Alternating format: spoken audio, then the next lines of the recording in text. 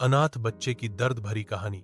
गांव के किनारे एक टूटी फूटी झोपड़ी में 8 साल का राहुल अपनी बूढ़ी दादी के साथ रहता था। उसके माँ बाप का देहांत बहुत पहले हो चुका था। घर में न खाना था, न अच्छे कपड़े, न किताबें। हर सुबह राहुल फटे हुए कपड़े पहनकर स्कूल जाता। बच्चे उसका मजाक उड़ाते, देखो फटे कपड़े वाला।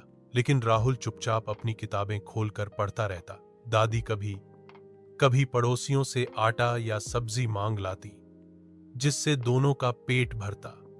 कई बार दोनों भूखे सो जाते, पर दादी राहुल को हमेशा यही कहती, बेटा पढ़, लिख लोगे तो जिंदगी बदल जाएगी।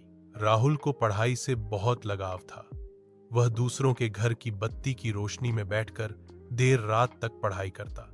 आंखें लाल हो जाती, लेकिन सपनों की चमक कभी कम नहीं होती। एक दिन स्कूल में परीक्षा हुई। सब बच्चों के पास अच्छे पेन पेंसिल थे, लेकिन राहुल टूटी हुई पेंसिल से लिख रहा था। उसके हाथ कांप रहे थे, मगर हिम्मत नहीं टूटी। जब रिजल्ट आया तो पूरे स्कूल में सबसे अच्छे अंक राहुल के आए। मास्टर जी ने सभी बच्चों के सामने घोषणा की, सच्ची लगन और मेहनत ही असली ताकत है। राहुल हम सबके लिए मिसाल है। यह सुनकर राहुल की आंखों में आंसू आ गए। दादी भी गर्व से भर उठी। लेकिन किस्मत ने फिर एक परीक्षा ली।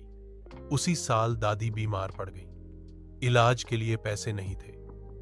दादी ने आंसुओं से भीगी आंखों से कहा, बेटा अब मैं ज्यादा दिन नहीं रह पाऊंगी, लेकिन तुम कभी हार मत मानना। कुछ ही दिनों में दादी भी दुनिया छोड़ गई। राहुल बिल्कुल अकेला रह गया। लोग कहते हैं कि उस दिन राहुल पहली बार जोर से रोया था, लेकिन उसके आंसू उसके हौसले को नहीं तोड़ पाए।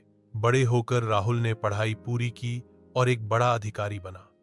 उसने अनाथ बच्चों के लिए एक आश्रम खोला, ताकि कोई और बच्चा अकेलेपन और भूख की मार न झेले। यह कहानी हमें यह सिखाती है कि हालात कितने भी कठिन क्यों न हो, हिम्मत और मेहनत से इंसान अपनी किस्मत बदल सकता है।